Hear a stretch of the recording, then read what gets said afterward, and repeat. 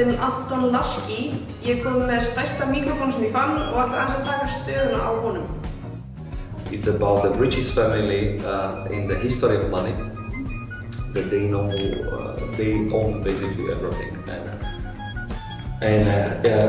But paradoxically, they are living in one house, right? And you know, in order to be that happy as they are, there are a couple of the rules that they have to follow. And one of the rules is to never leave the house.